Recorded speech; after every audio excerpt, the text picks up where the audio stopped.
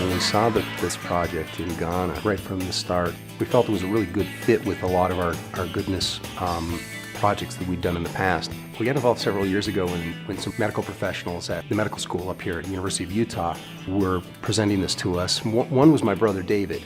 We became involved a few years ago when folks at the teaching hospital in Ghana decided that it was never going to be enough simply to treat people that showed up at their doorstep. And so we moved out into the community to try and make a difference in terms of improving the lives of people so that they would be better at preventing and getting early care for illnesses, as well as looking at health in its full context. How could we support them becoming healthy and having an improved quality of life?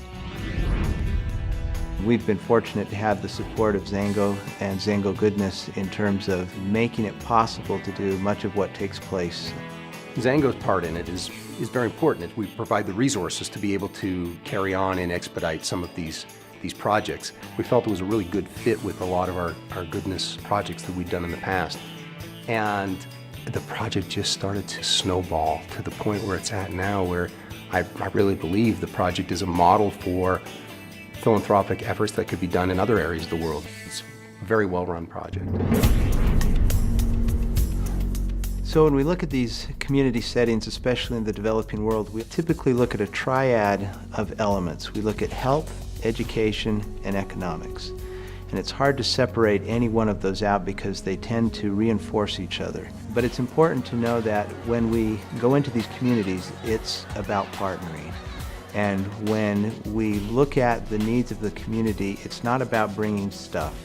It's about supporting them in terms of their development, supporting them in terms of how they can build their capacity to address the challenges that they face in their lives. Not in a way that encourages, like we've seen too many times, dependency because a community has stuff brought to them and they expect more stuff. Instead, partnering is the key in this, partnering to be able to address the issues of critical needs that span bridges that are going to lead to further sustained advancement.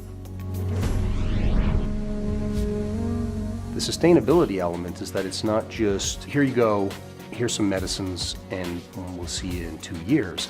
The project is to actually diagnose and treat a variety of illnesses, and how to not only purify drinking water immediately, but also water purification experts from the United States going and not only fixing water purification issues over there, but working with local professionals over there saying, here's how you can actually help, so that the well is now protected, so that the water that's being drawn 3 months from now, 6 months from now, 2 years from now will continue to be clear drinking water. The sustainability of the project was key. It was key to us getting involved. Well, education is certainly the future of any country. So we've been fortunate to be able to team with the communities, with their education system, and we have also had the benefit of them finding that education is one of their priorities because they see that as their future as well. A little bit of investment in education now creates tremendous dividends for the future of any community.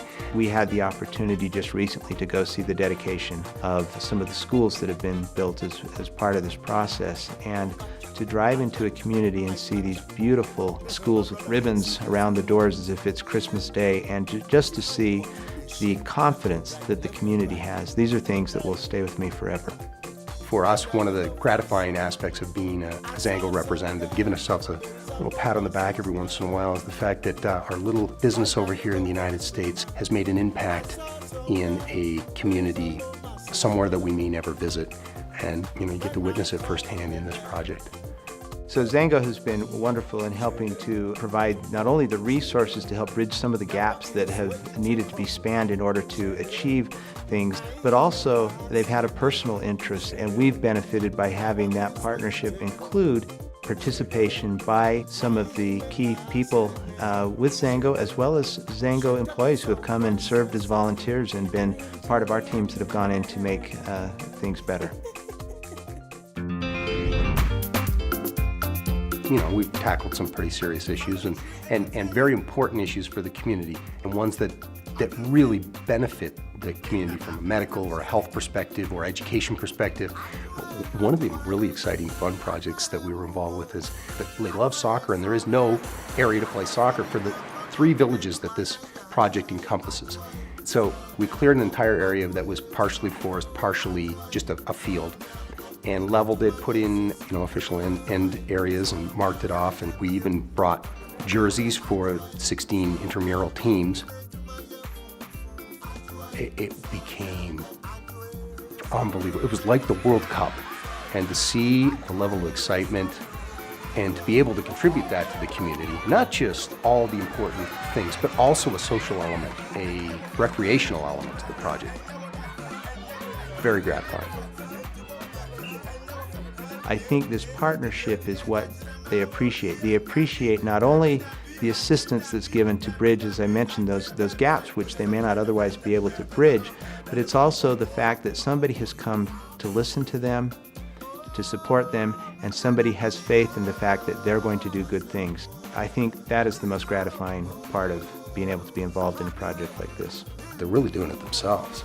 It's the beautiful thing about the project is really not us. We go over there and work in tandem with them, but at the end of the day, it's actually the people of Ghana that are improving themselves.